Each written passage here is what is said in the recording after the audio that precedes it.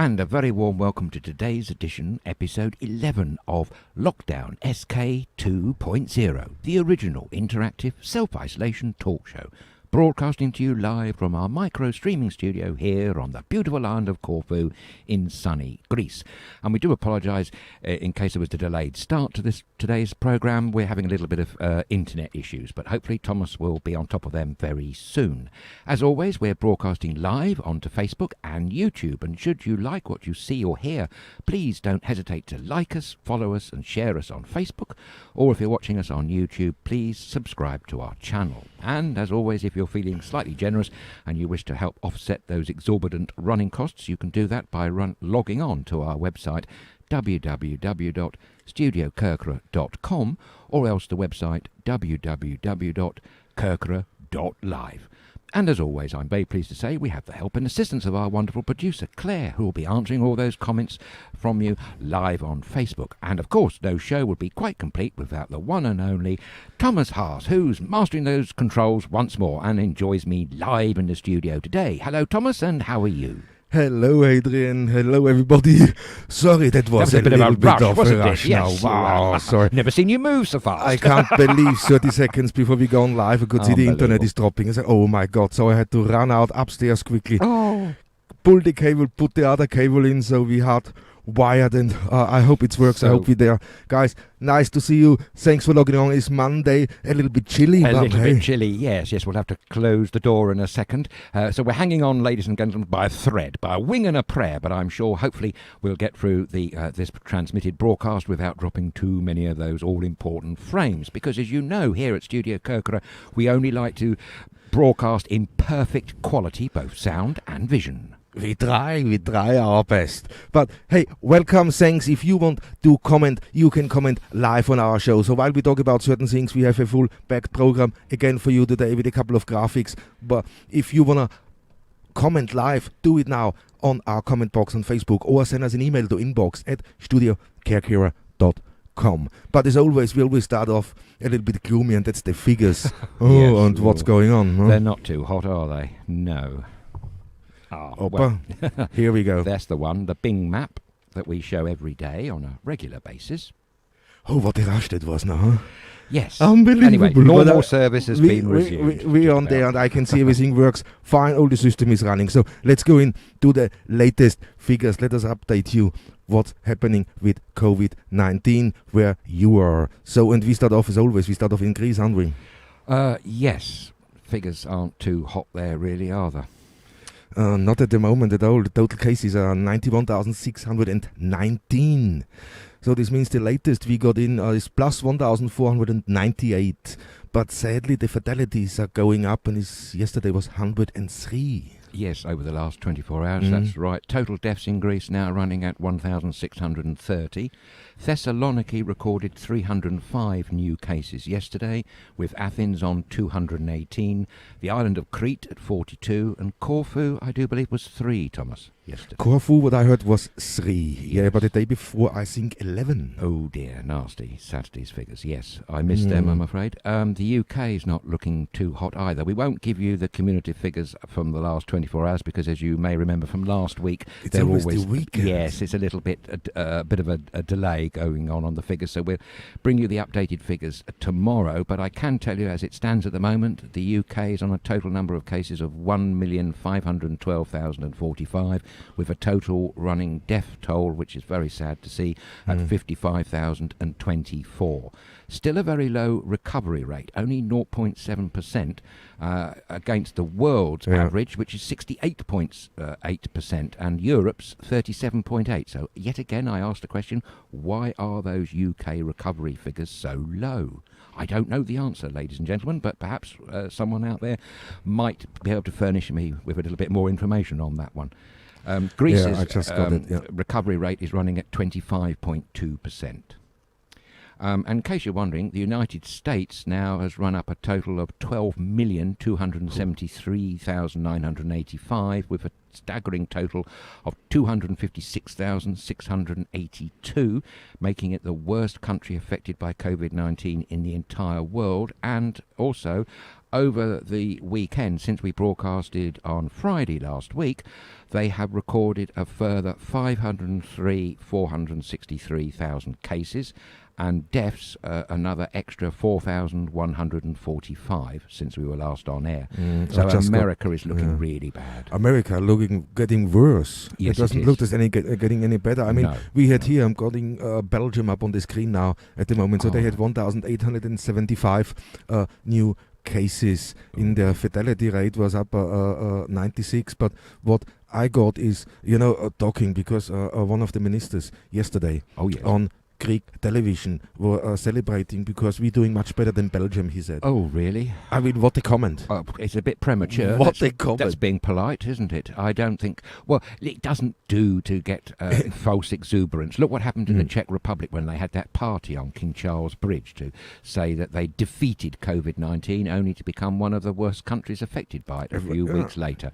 So, no, that doesn't bode well, does it? No, look over to France. No, for France, the last 24 hours, 13,157 cases. No, fatal were 214. So I think the fatality rate, it's higher than at the first wave. Definitely. And a lot of countries are experiencing exactly that. The second wave is proving more deadly and more infective than the first, which many scientists actually predicted. I do remember reading about this. And, of course, today we've heard of some other news about a possible third wave, didn't we, Thomas? Oh, yeah, and this is the funny thing. When I got quick Spain up onto these figures, and here when I go Spain, I don't see the plus how many new cases. Okay. No, I have no idea. It's not showing here on the graphic, but let's go over there. No, sorry, your question again. Yes, you were saying that you were talking about, I think it was a Greek gentleman who was warning of a potential third wave. Yes, that was in the news. So there's another Greek news when I called this up, and I just look in this were the head of the ICU in Greece. This is a head of the ICU in Thessaloniki who said they are really scared about a third wave. They started talking about a third wave already. And he said now the ICU is already full. Yes. They maxed in the capacity. That's it. But he's really, really worried when the figures are going down again because of lockdown, what we experience. That in the spring of 2021, we're going to have the same problem again, and we're into a third wave. And more waves we're getting, to worse it's going to get. Oh, dear, that's a so that comes from the daily Greek news in English. So GreekCityTimes.com is then. Right, thank you for that. And also sticking with Thessaloniki, that's Greece's second city in the northern part of the country. Both their main hospitals are now completely full up with COVID-19 patients to the extent that they've built a military-style hospital in the grounds of one of them to take COVID patients, and they're also using wards that haven't been used before and converting them into COVID areas as well. Yeah. So it's a real crisis going on in Thessaloniki.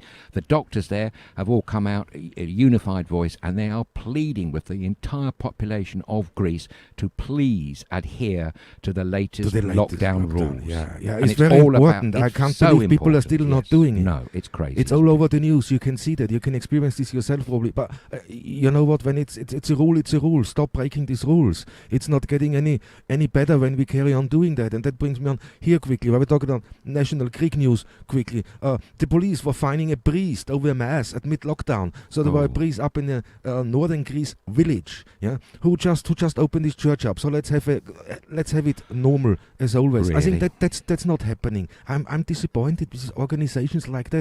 They should all lead with example. Yes. And somehow is there so much defiance in the rules in there seems to be pockets of defiance because we do know many regular churchgoers here they're very religious, Greek Orthodoxy here, and they are sad that their local churches are all closed because of COVID-19. So it begs the question, how can some get round these things? But obviously they get caught out. Also, Thomas, there was a young lady celebrating her 18th birthday party at the weekend in Thessaloniki. Unfortunately, it got raided. She got a €3,000 fine and was arrested, and all her guests, I don't know how many there were, got €300 fines. Plus there was a restaurateur over on the beautiful island of Crete in Chania, and he got caught by having an unlicensed event in his restaurant. 10 persons there, which shouldn't have been. They all got €300 fines, and he got a €3,000 fine. Oh, so that's €3,000. don't risk it, guys. Don't risk it. That's a lot of money. That's a lot of money. It is to a small business. It's a huge amount of money. absolutely. And it's not worth it, is it? What are you gaining? Just a few €100 if you've got 10 guests. I can't imagine he was going to make that much. And, of course, it's given him a black mark as well, hasn't it? It's given, but breaking with that, I read in the comments there. Yeah, this is not the only church. There's more churches breaking that rule, and nothing happened here. But the other news, what comes through and what is now in Greece causing a little bit of confusion, is that now they say in Greece considers possibilities to open economy ahead of Christmas. Yeah, and at the same news outlet, somebody commented just 3 days ago were reporting that the lockdown was being extended no matter what. So you can make your own mind up on this thing. Usually scaremongering and crap are usually as far as I can see. Wait until, people are angry because this is not the contradicting messages we're getting all. Yes, I do know that it's expected that the Greek government is going to announce what happens after the 30th of November when the current lockdown 2.0 is due to end. They're going to announce that later this week. That's the latest. Yeah, but last week they said around they're gonna extend it until the 15th at least. Yes, and then opening up on the 15th of December until the 10th of January. That's what has been spoken in the media, on the television stations around. I'm seeing messages popping up. I'm going to the messages very soon, guys. Well, that's what I saw with my own eyes on the media. So the 15th of December, they wanted to relax that, but 10th of January, they want to come in with restrictions again. How this works, I have no idea. But as you said, by end of the week, we know more about it. We should do, yes. And it's all about people coming together for Christmas or having some sort of Christmas celebration. The United Kingdom are also considering certain similar things as well. They have yet to announce what they're going to do at the end of their lockdown, which is due to end on the 2nd of December. Yeah, and the last national news what comes in now is that the Tourism Minister and Deputy Minister for Tourism are now self-isolating after having been in contact with somebody who tested positive for COVID-19. Right, yes. That's the meeting. They still got meetings in person. Yeah. I mean, with 21st century, we got all this technology around. Virtual, really, and exactly, there's still a need, especially government level, to meet. It's another one, so... Yes, although I was pleased to see that in the United Kingdom, I think for the first time ever, Prime Minister's Questions Times last Wednesday was done by virtual reality because, of course, as you know, the Prime Minister, Boris Johnson, is self-isolating in his flat in number 10 Downing Street. So they were able to achieve virtual Prime Minister's Questions, which is a good thing. Well, what is a good thing, yes, when they do virtually, but we expect that from the government to be quicker with all these things and not yes. so slow. Okay, to go to the local news quickly. I mean, we had 17 fines issued in Corfu yesterday on Sunday. Again, I don't know how this happens, and they're saying there's a Siemens strike, a 24-hour Siemens strike on Thursday, this Thursday, 26th of November. They're going to have a Siemens strike in Greece, and that's so far from the local news. No, it's not. And everybody here in Corfu who needs access to the central CAP office, the CAP office in Corfu Town will be closed now on Monday and Tuesday due to a COVID case. So we're gonna update you more regarding Corfu now, what's going on when the CAP office is available. But Monday and Tuesday, so today and tomorrow, it's closed. Okay. Do you know the reason for the strike coming up on Thursday? For the Siemens, I have no idea. Okay. I have no idea, sadly enough. No, all right. Well, that does affect ferries and maybe transportation. Ferries and transportation, yeah.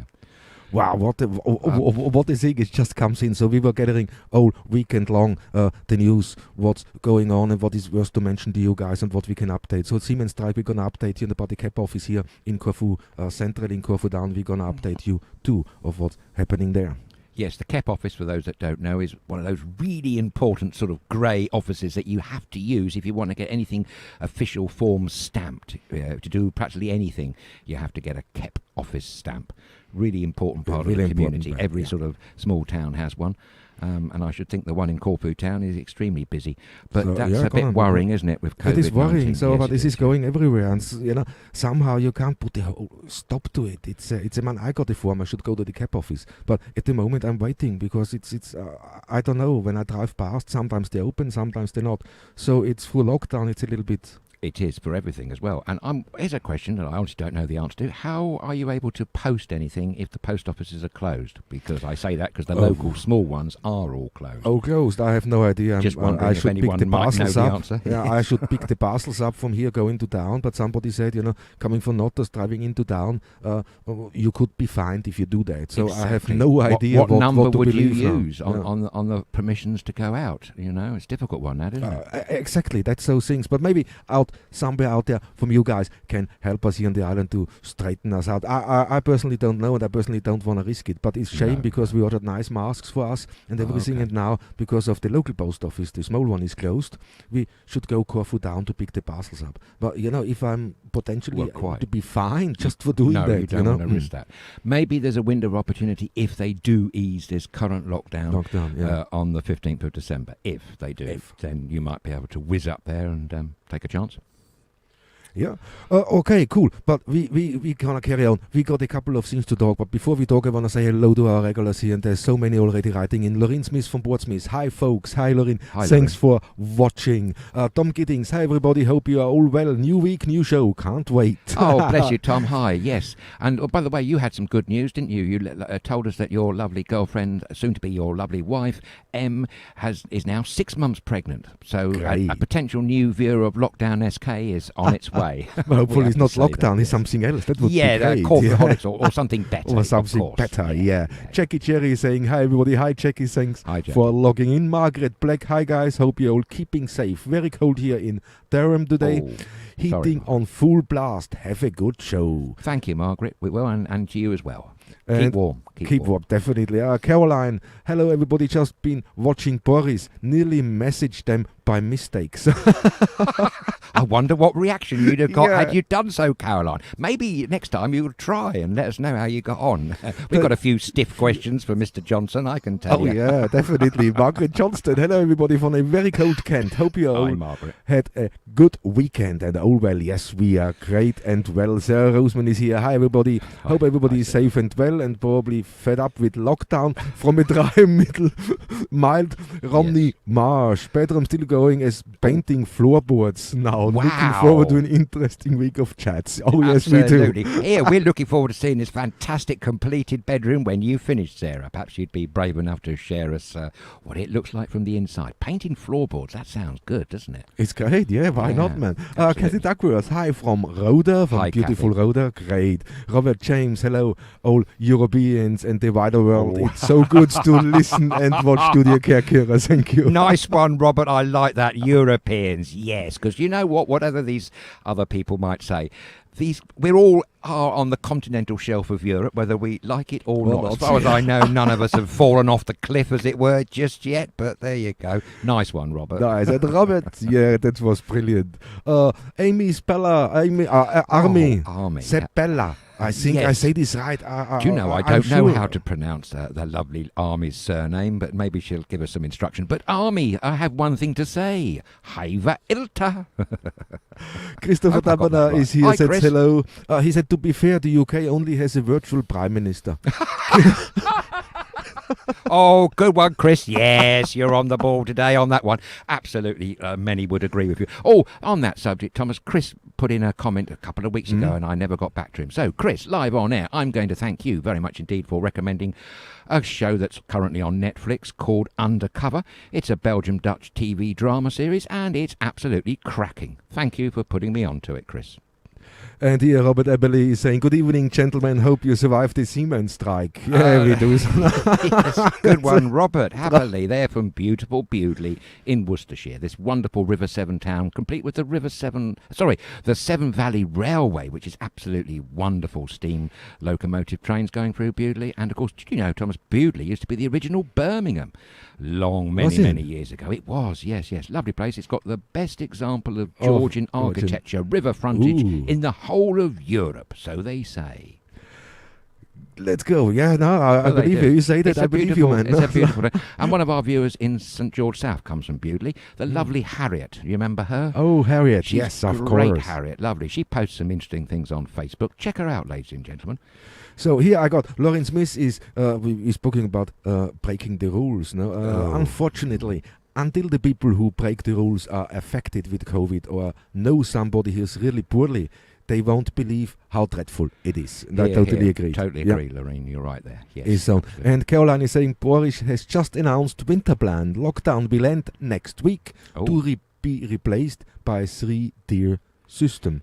I don't get these tier systems at all, mate. Well, there's a lot of controversy about them. The red and the orange are not good. If you're in tier number 1, it's not quite so bad. It's all about times that certain things are open and closed and all of that. It's not gone down too well. There was a lot of stiff debate about it, but at least it sounds like the UK is coming to an end of this current lockdown, so that's presumably good, or possibly not good for the area that's got the highest tier 3, I think. Tier 3 or what, yeah. So we have to look into this tier system and make our minds up what's going on. I'm confused. I'm still confused with that. But let's see. Let's look through because it's new. I haven't really looked into that. So let's get that done. Then, of course, a big hello from Anthony van der Krank. Hello, Hi, Anthony, to Holland. He's saying he's cooking and listening. Ah, great. I hope it's a tasty item on the menu today. Usually is, isn't it, Anthony? Yeah. And here to our post office thing. Christopher Damana says post offices are open. Yes, our local are not. So the small ones when I tried to pick up, he said, no post, you have to go Corfu down. I said, okay. Right. Thank you, Chris. Anyway, but thank you. And Caroline says, the post office in Cassiope is open. You are not supposed to travel outside your prefecture. Our prefecture is Corfu. So in theory, you can go anywhere on the island. But most people are limiting travel. So yes, thank you, Caroline. That's a good one. Yeah, and I want to know if I can go. This is near Chambo. It's not far anyway, is it? No, it's not. It's in the main road there. I think it's called the Achillean Post Office for some strange reason. Something, I think that's how it is. But let's go. We have much more stories. And what we wanted to update you is now regarding the vaccines first, isn't it? Because there's much more on the horizon. Other developments came in, and Oxford is now in the whole thing, isn't it? AstraZeneca one released some results, and they were boasting about 70% effectiveness, if I've got my details here. Yes, they just finished a large trial which showing that it's highly effective at stopping people developing the COVID-19 symptoms. They're reckoning it's showing up a 70% protection rate or immunity to the virus when in a single dose. However, they also discovered, perhaps by accident, that if you have half a dose and it's followed by a full further dose 1 month later, then this level of protection rises to 90%. Now, as we said the other day on Lockdown SK 2.0, the average for flu, we were told by I think some of our viewers, was about 40 to 60%. So figures of 70 to 90% and more are great. Apparently, this vaccine for AstraZeneca, Oxford University, is much cheaper to produce than the others, and it's much easier to store because you don't need excessive cold temperatures, and also easier to transport. So that's good. The UK government has pre-ordered 100 million doses, and AstraZeneca are going to make 3 billion doses next year available. Boris Johnson, he quoted by saying this was, quote, incredibly exciting news, and these were fantastic results. If you want to know how they got the 70%, it was based on a group sample of 20,000 volunteers in both the UK and Brazil, where there were 30 cases of COVID who had the 2 doses, but for those that had the placebo, there were 101 cases of COVID. So straight away, you can see that this vaccination is having some good effect at protection from COVID. That's how they got the 70% figure, and they're saying it's a better take-up than the flu jab. Also, the results with half the dose and the 1 dose later is the 90% effectiveness, and that was on analysis of 3,000 patients. So they also reckon that there was a suggestion in these results that there's a reduction in the number of people being infected without developing symptoms. So that's really good. This is something that's been genetically modified. It's the common cold virus that was put into chimpanzees.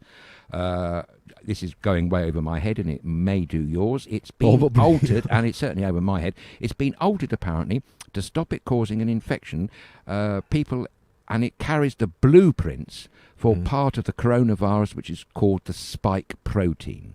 That's what Okay, they're cool. saying. Now that's a great update. You know what? I got some graphics here. Yes, Let's which is have a much look. better. Because There we go. here are some of the COVID-19 vaccines compared. The Pfizer and BioNTech as example. Yeah? Yes, that was the one we trumpeted maybe 2 weeks ago now. 2 weeks ago now, yeah. That was where the share price shot up in 19%, just over in the course of the day. So doses do have to be given, yeah? Yes. How effective? 90%. Storage, minus 70 degrees. That was the downside of that Downside, yeah. But then we had after that Moderna coming out, yeah? Part of the virus genetic code. This is the same doses, 2 doses you need. How effective? They say 95%, yeah? But this is preliminary phase 3 results, not yet peer reviewed. So we have to be careful with this. But minus 20 degrees up to 6 months. That's much better. Yes, it is, isn't it? Yes. Yeah, and here, so quickly, Oxford Uni. That's the one we've just been mentioning. Exactly. So, as a viral vector, doses 2 again, strong immune response. Yeah, that's what they're indicating. What they're indicating, but a regular fridge temperature. Which is great, and that's why it's much easier to transport its distribution. That's the Russian one there, Sputnik 5 that we mentioned the other day. They're excited with 92%. And again, it's a good one with a regular fridge temperature. So hopefully Russia's such a vast country, they would need something that was easier to transport. Yeah, I mean, it's a viral vector, genetically modified virus, isn't it? Yes. So they're all slightly different, aren't they? Yes, they are. There seems to be more than 2 types, actually. I got an update on the Pfizer one from the head of the United States coronavirus vaccine program. Mm-hmm. He reckons, and he's saying this at the weekend, Thomas, he reckons that the first Americans could get the vaccine by the 11th or 12th of December, would you believe? Wow. This year, providing it's approved by the FDA. That's the Food and Drug Administration. As far as I know, they're still deliberating. He went on to say it was the idea, that the plan is to ship vaccines to immunisation sites within 24 hours of that FDA government approval.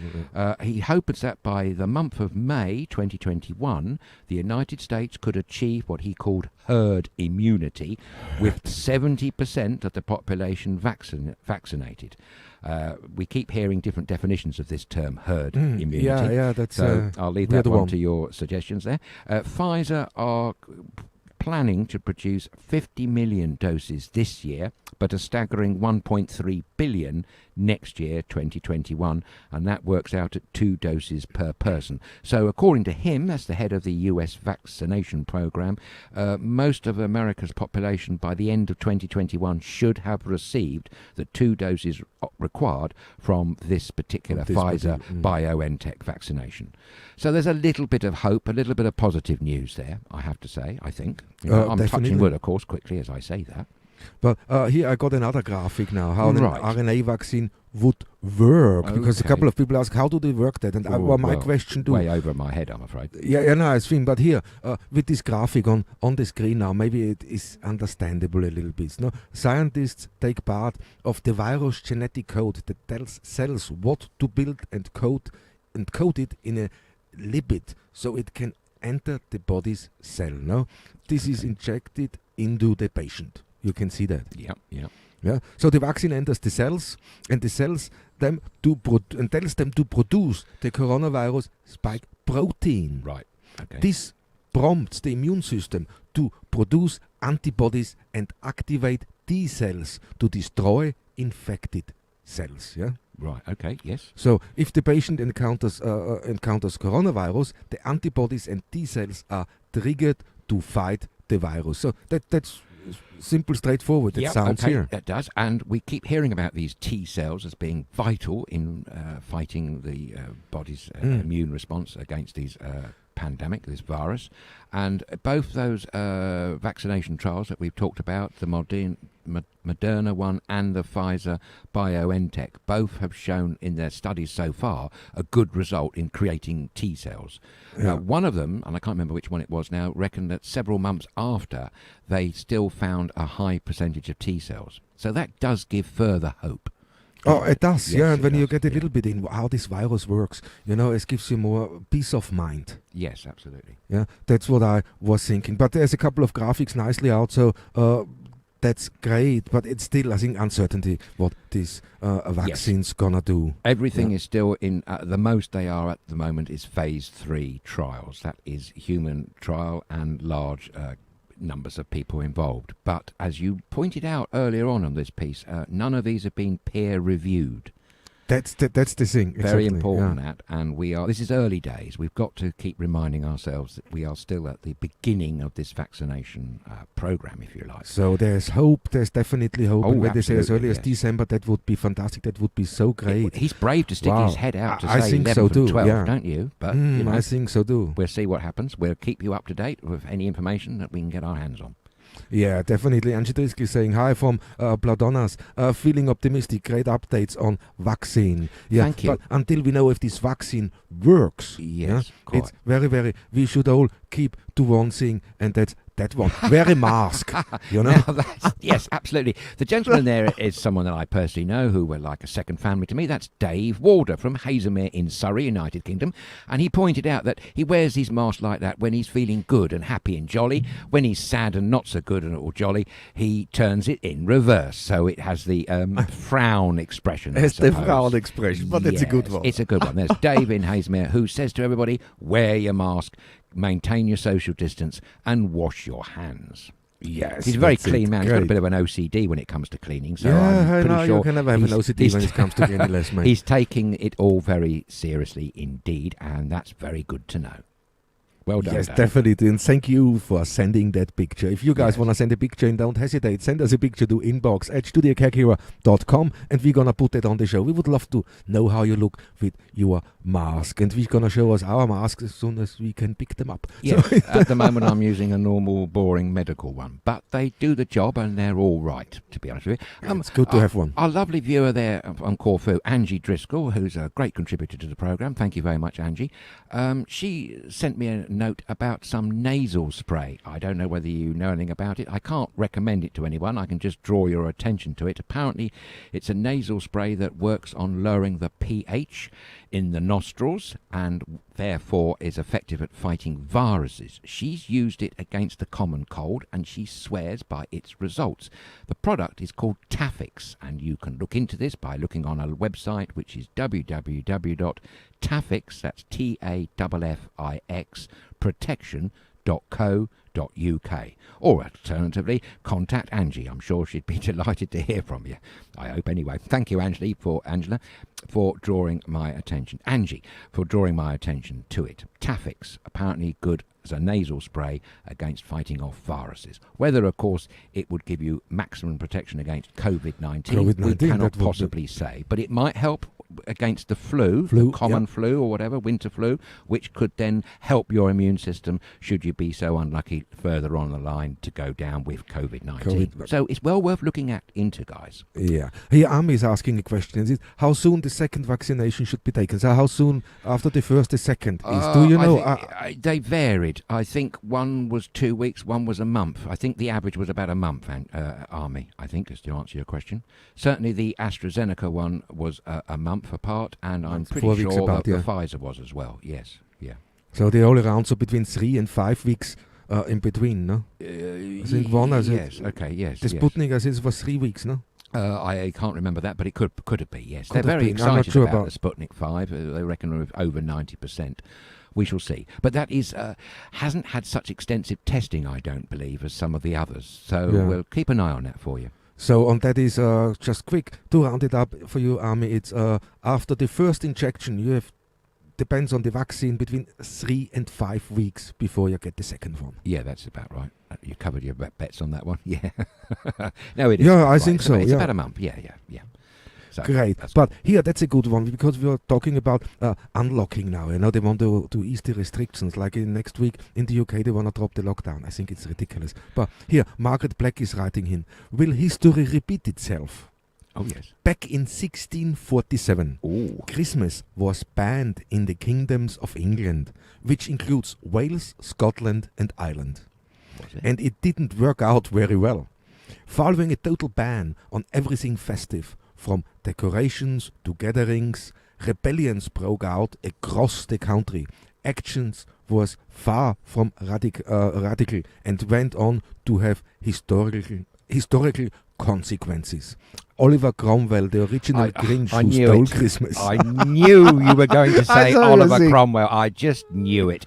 He was the man that banned, look about banning Christmas. He banned all theatres. All the theatres were shut down. It was absolutely appalling. I know that Cromwell, all these years later, has a following in the United Kingdom, but I have to say I'm not one of those. No, absolutely not. Mind you, when theatres did come back in the reign of King Charles II, there was a period known as the Restoration Theatre, and that produced some fantastic plays and a good playwright. Sheridan was one of those who created a terrible character called Lord Foppington, I think his name was. Oh, over the top sort of aristocrat, you know. But a good play nonetheless, and plays came back to London. In the late 1660s, I think. Restoration. Wow. But it must have been terrible to have Christmas banned. banned. I mean, all he was a decorations, Puritan, wasn't everything. he? So He was a very strict Puritan of faith, but of course many people got executed under his reign of terror. I'm going to say that, and I'm not mincing my words. And a lot of wonderful culture was destroyed to boot as well. So, you know, we had a debate, didn't we? One episode of Agree to Disagree, whether we were going to have a dictatorship, a democracy, or a monarchy. Yeah. And I think Cromwell or featured something new. quite in there. Or something new. Exactly. Something, yeah. And I'd be excited by that prospect. But anyway, that's for another That would be show, something, another yeah. time. Yes, thank you for reminding us of that, actually. That That's great. important This is historical fact. fantastic. Yes, Thank you, great. Margaret. Cheers, That was Margaret. great. Yeah. Brilliant.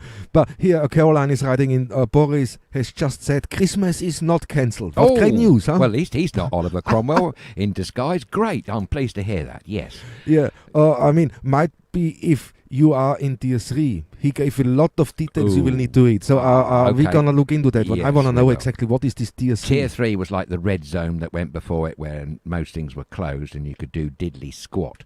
They were imposed in certain local areas in the United Kingdom that were being particularly badly affected by COVID-19. But overall, that policy didn't seem to work too much, because then, of course, we had the United Kingdom, I should say, had a total lockdown whenever it was, wasn't it? I can't remember now. A couple of weeks ago, 3 weeks ago. Yeah. So it is hard to say. I mean, why they're not coordinating all the efforts across Europe? Well, it is such a mess exactly. when you look. They had a meeting this last week, to see that they can coordinate their efforts, what they're doing to fight this virus. But you don't hear anything else. You only hear they have meetings. Right, But yeah. in the end, what did they speak about?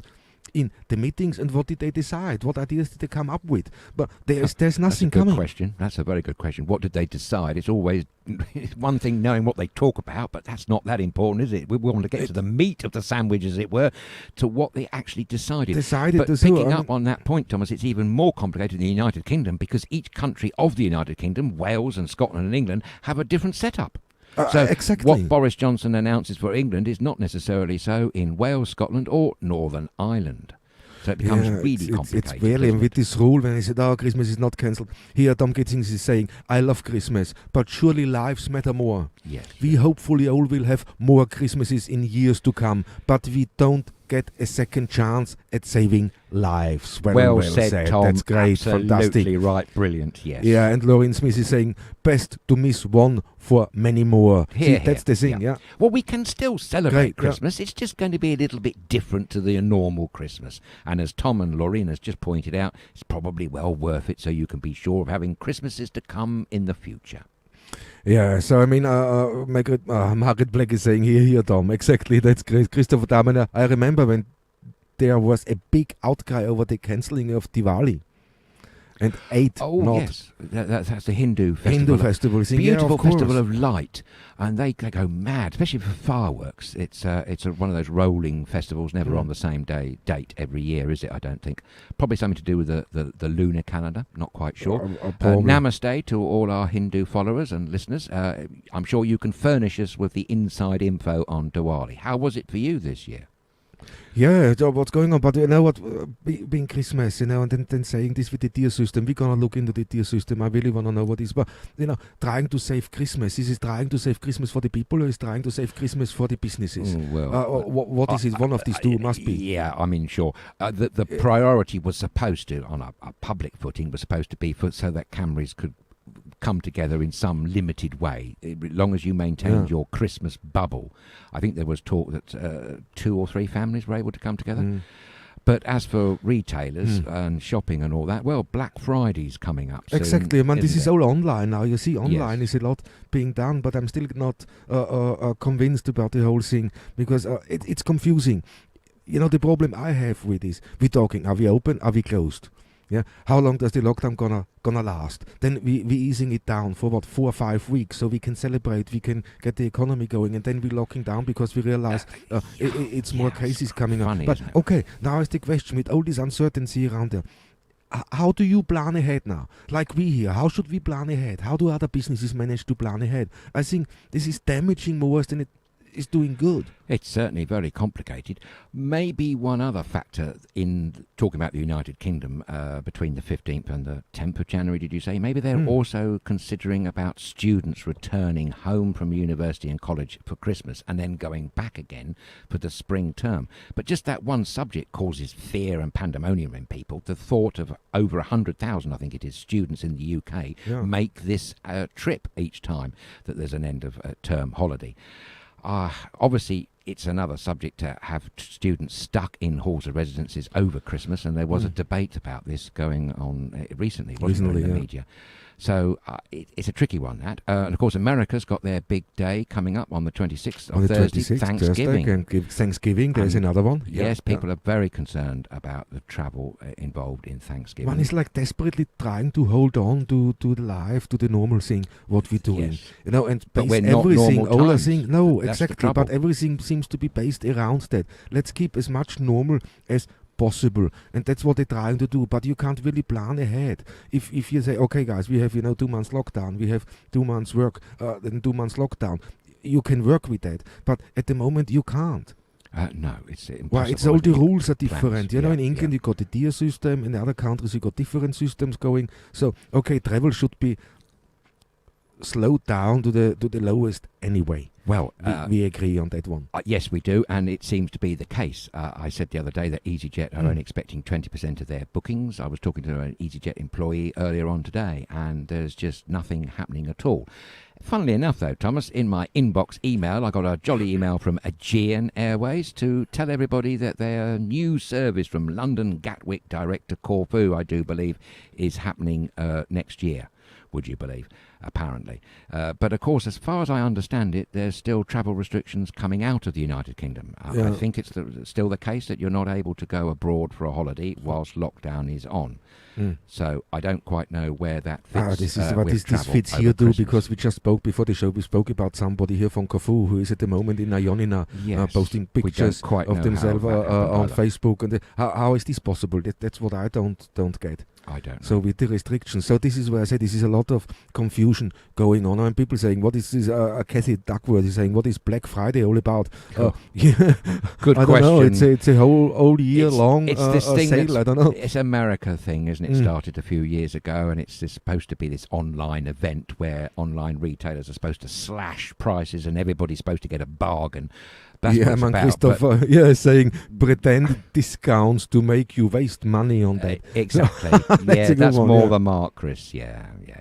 We don't have much truck with it here at Studio Kirkara, and we haven't got any money for that sort of thing anyway. But also, I mean, are the distribution companies going to be able to cope, and is there going to be such a demand this year for Black Friday? Last year, many retailers reported that Black Friday was their single best effort, but then equally a lot of other retailers are saying it passed them right over. Right over is nothing different anymore. Exactly. No, exactly. Nothing. But here, John Wright is saying, opening up again just before Christmas. Yes, we need the economy to pick up. No, but I do think a big lockdown will be back just after the Christmas period. We need to get the numbers lower. That's exactly. Yes, we need to get that. You're right. How we're doing it at the moment, I can't see that happening. It's just come out, numbers go up, lockdown. Okay, it's stabilizing. Open up. It's this forward, backward. That's why they're talking in waves. Yeah. So are we causing these waves? It may be the case, Thomas. Yes. That's how I see it with all this thing. And how long can we have that? How long can you live under that? You open for a couple of months, then you lock down for a few months. Then we open, lockdown. I mean, it's all over the place, isn't it? It's all over the place. I don't get that. Yeah. No, and it must be hell if you're running a small business. Definitely. business, Self-employed. What is with all Exactly. the self-employed out there that's now? the one, I'm yeah. really feeling for them because they're not getting a lot of help at the moment. No, they're not. Not in any country. They're definitely being underfunded and under-supported. And I don't for know. them, as you say, no planning can take place with these unknowns. I mean, as I say, Greece, we're still expecting to hear later this week as to what they are planning to do with this current lockdown 2.0, which is due to expire on the 30th of November. In the UK now. No. Greece is the 30th of November. It's due. So this is November. due Yes, to this is expire. Monday. Next Monday. Yes, but we will hear definitely by this end week of what they're going to do. The UK is due to finish on the 2nd of December, but we had an update there, didn't we, earlier Totally. I mean, I can't see this for Greece because the figures are not going down. No, not at all. And for what no. is a 3-week lockdown? Yes. What does this bring at all?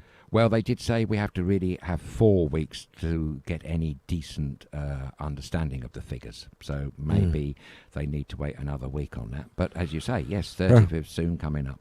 So the soon come out is next Monday, and then we see how we carry on, if we unlock the whole thing again or not. So it is really interesting. It's fast interesting at the same time, no? It is, yes. I've got a hair everywhere. Sorry. But don't worry. Hey, okay, let's go on with something else, because there's one thing that you made me smile today, and this is what with chumps? With the what, sorry? Chumps. Chums.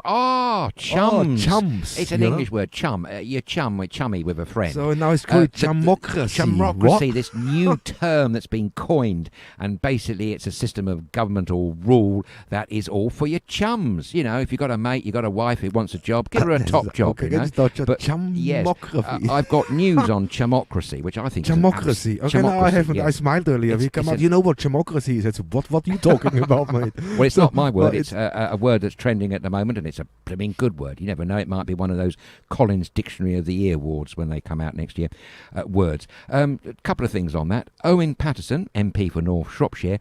Would you believe, Thomas, he's a part-time, well-paid advisor for the very firm that we were talking about the other day called Randox, who got that enormous £500 million contract for making those testing machines. They should have made 200. They were going to make 6, and by September they hadn't made any. Well, you'll be pleased to know that he's on a nice little earner of £100,000 a year, as well as, of course, his MP salary of £79,000. His £100,000 a year works out, guess what, £500 per hour, Thomas. And this guy's history is, he studied history at university, and he worked for his father's leather making company. So he knows a lot about clinical issues, I'm sure. But the real issue, with leather, yeah, quite. Chumocracy. We mentioned, one of our viewers mentioned it. I think it might have been Angie Driscoll. If not, it was Jackie Cherry. One of those two fabulous ladies reminded us about the Good Law Project, which was taking the UK government to court. More about that now. The Good Law Project is a not-for-profit organisation headed up by Jolyon Morn QC in conjunction with the Runnymede Trust. That's the UK's leading race equality think tank, and they are asking for a full-blown judicial review as to how people like Baroness Dido Harding was awarded the top job of NHS Test and Trace, how Kate Bingham was awarded a job of head of UK Vaccine Task Force, both of who ladies we've spoken extensively here before on Lockdown SK 2.0. And here's another one, Mike Coop being the director of testing at NHS Test and Trace. Now, to all our English viewers and listeners out there, I hope I'm not right in thinking that that's the same Mike Coop who is currently chief executive of Sainsbury's Supermarket. Tell me it's someone else. It must be, surely. But their whole point of legal action is because these jobs were not advertised. They were not open to the normal levels of competition. And none of these people have got any clinical experience whatsoever. And they are in the most important of jobs. That's what we're talking about, chumocracy. I mean, especially test and trace. That's very important. That saves life. And then you throw somebody in who has no idea of organising things like that, or no background, medical background or what. That's quite heavy, man. It is indeed. And Boris Johnson, you'll be pleased to know, and Matt Hancock have been accused of, quote, acting unlawfully when awarding these senior roles. So we'll keep an eye on that. We have to keep an eye straight on that one. See what's going to happen, or if they get away with that again and again. Where then, you know what, is making saving the economy senseless, because when you have people like that in power, they just killing every time everything off when you do something great. Yes, it's absolutely appalling. You know, there's no advancement. You can't step forward as a whole country and advance into the 21st century. They will still stuck in the past, man. Yes, and it's always jobs for the boys, isn't it? Always jobs for the boys. I mean, you see that here now. We spoke about self-employed, and here John Wright is writing in. I'm self-employed and no work since the end of February. Oh dear. Although I did have to isolate because of my transplant. But no wage or benefits in all that time hits you hard. Oh, John, So, I mean, why is there not help for people like him? Why is there not, they all contribute to the country. Of course.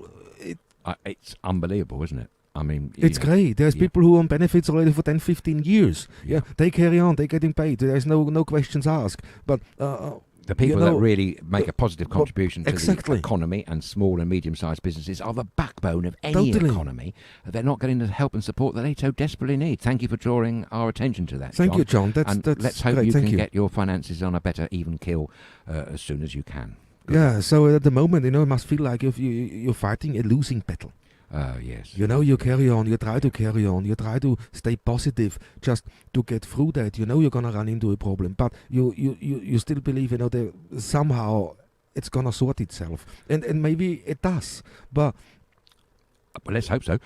Blimey, it's got to, hasn't it, really? Yeah, it's... Going back to another bit of news, I forgot to mention the vaccines. One word out from the G20, and it's worth sharing with you. Yes, G20, what are they doing in Saudi Arabia? Saudi Arabia, that's the one. The good line, they've said that they will spare no effort to ensure the fair distribution of coronavirus vaccines worldwide. So there you've heard it. Heard it from us. That's their dedication, that they're going to make sure they spare no stone unturned, as it were, to get as many vaccinations out across the world. Mrs. Merkel said today that she's extremely worried about Africa and how they're going to distribute these vaccines in Africa. So it's going to be it's going to be a challenge. We all know that it's going to be a challenge, but somehow we always prevail. We always find a solution. It's just at the moment ingenuity of humankind. Yeah, exactly. Especially the Greeks, mate. Absolutely, yes, because how many things were started originally by Greeks? So many things, more than that long list of what did the Romans ever do for us from Monty Python? Well, actually, forget that, because the Greeks had the list originally. Yes, that's how it is. Go for it, Greece. That's what we say here at Studio Kirkland. Let me update you. Yeah, let me update you on today's figures in Greece. Jackie Cherry is writing in. Thank you, Jackie. It's 1,388. What we expected after the weekend. Yes. Yeah. Okay. Death 84.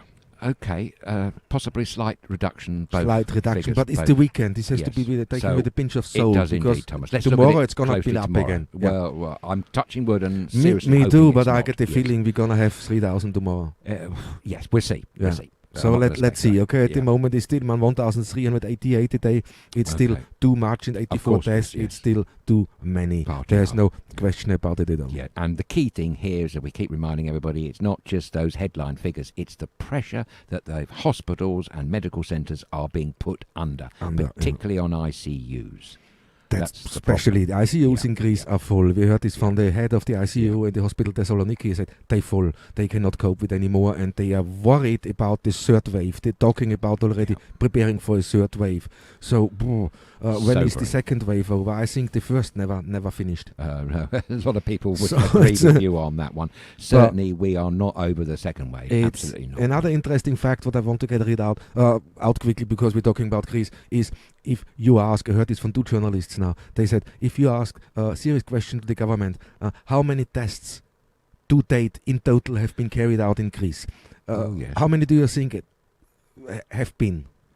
I have, in total? In total, I have absolutely no idea, but I can tell you that the last figures I saw for United Kingdom, which is not fair to compare, but they were achieving over 500,000 tests a day, but that's a huge population, 55 million. Greece is about 11 plus million. I don't know, Thomas. You But would hope. You would hope that it would be in the hundreds of thousands. You would hope. Since the beginning now, how many tests have been carried out? You know this from the UK? No, but the answer is probably 1 million or more or so, I would think. Yeah, not the figures. But you know what is funny? Greece, both of the journalists have never got an answer back. They cannot tell you how many tests to date have been carried out in Greece. That's not good, is it? Yeah, but you don't know from the United Kingdom either. No. What is the total number? How many tests have been carried out to date? And a few journalists I know, friends of mine, asking these questions constantly, never getting an answer. They haven't got any answer at all. No, nothing. Nothing. They Okay. ask, even in writing, they ask, okay, the total number of tests taken so far. It's a very good Zero. question to ask. Very good question. Is nobody gives you an answer. Right. Okay. Well, we'll keep looking into that one.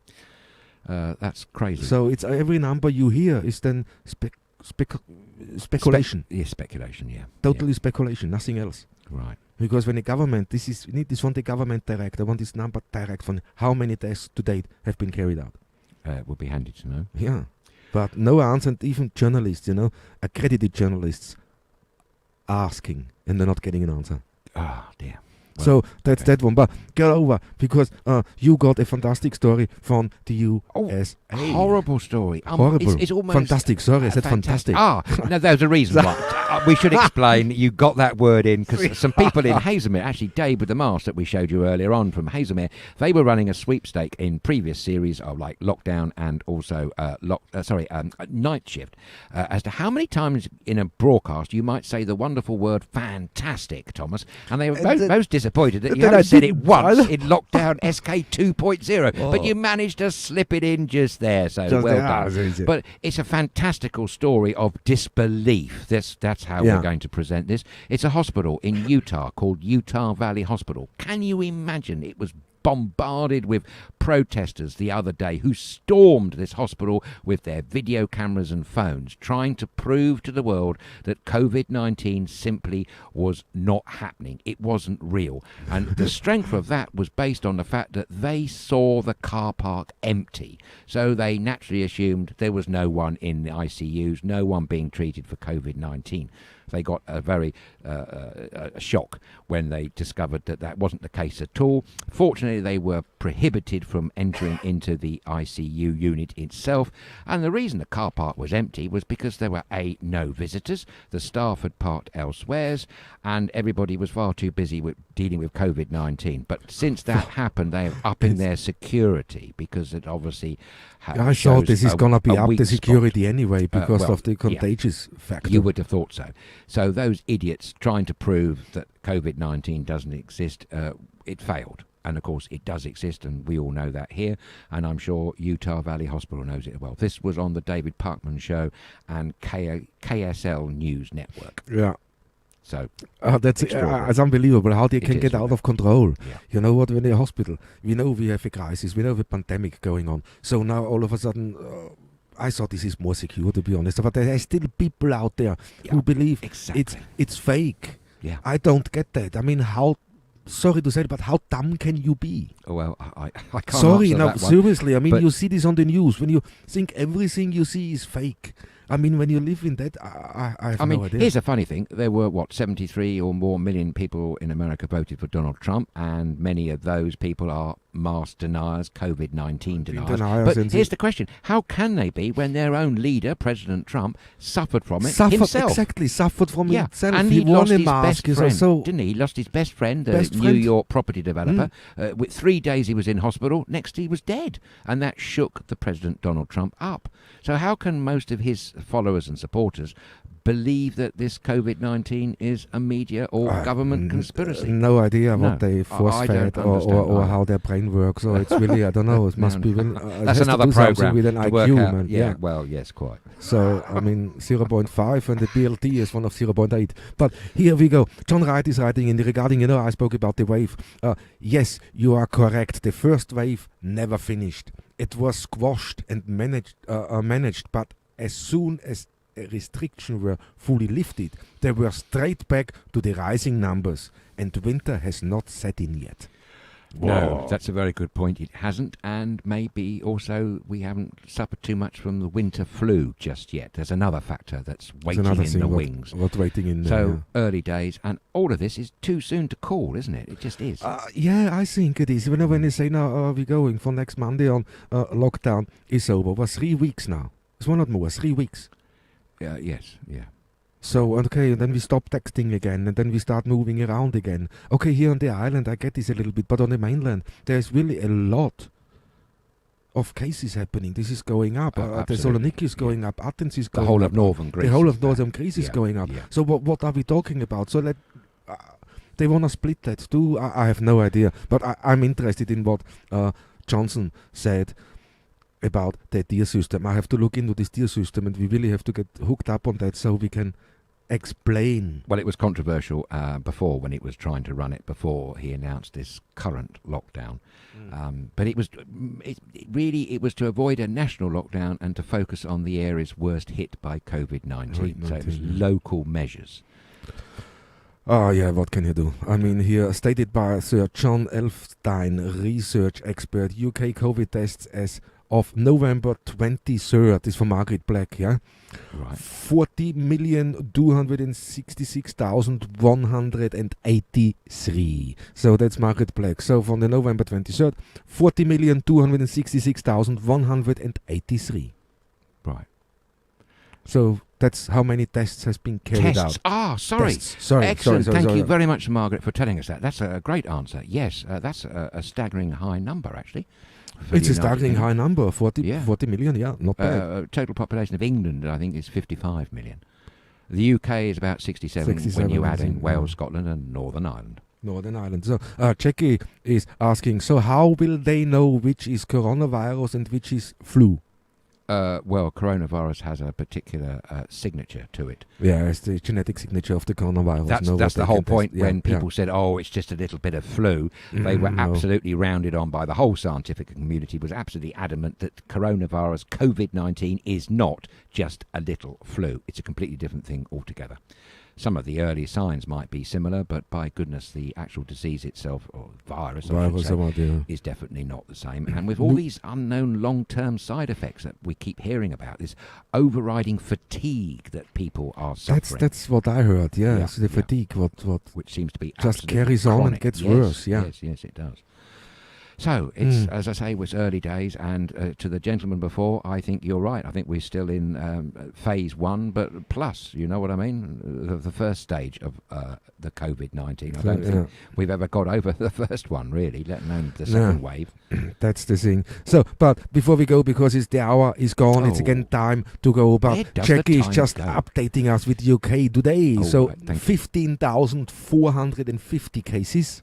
Right. 15,450 cases, and death toll 206. That's okay. Well, it sounds good, you, but it's Monday, and we had that the other time when there were only a handful Monday, of deaths. Always so let's wait to see tomorrow's figures. But thank you very much for furnishing those latest results. It's like breaking news, courtesy of our viewers. So thank you so much indeed. That's great.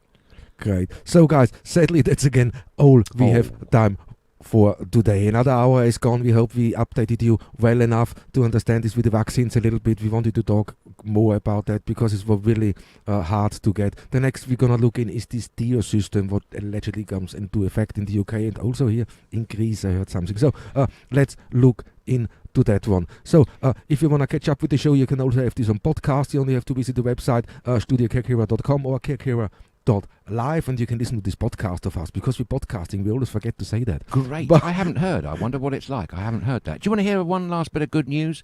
It's a tiny story from southern India. You'll be very pleased to know over the weekend the 50 villagers spent 14 hours working through the night to rescue a 25-year-old male elephant from the bottom of a 50-foot, 16-metre well, would you believe? They had to get a crane involved. They put hoists around him and belts, and this poor elephant elephant was raised to the surface, no harm done. But the pictures showing this elephant upside down, would you believe? But yes, it's marvellous. They kept him busy by throwing him banana leaves when he was stuck at the bottom of this well. How he got there, I don't know, but he must have just slipped and fallen in. But it's a wonderful example of the community coming together to rescue a precious elephant from southern India. So fair play to all those people. Yes, it's nice to have an animal story, isn't it? Yeah, definitely lightens up. So, guys, thank you so much for all your fantastic comments and questions you were throwing at us. It was fantastic to see you on a Monday. You know, Monday a little bit cold. It's always good to be back talking to our wonderful viewers. Wherever you are across the world, we really like to hear from you. Because after all, it's you, the viewers, that make the programme. I mean, we wouldn't be anything, would we, Thomas, without the viewers and the followers? No, nothing at all. No, guys, thank you so much for taking part. Thank you so much for chatting with us. If there's anything I forgot, I apologize. I will got this in tomorrow. If there's a picture with you in a mask or something else, send it in to inbox@studio.com. But until tomorrow, have a fantastic evening. It's a Kalinichte from me. Absolutely. And as always, thank you very much indeed for sharing your precious time with us here at Lockdown SK 2.0. Have a very enjoyable rest of the day or evening wherever you are. And as always, a very goodbye to you all.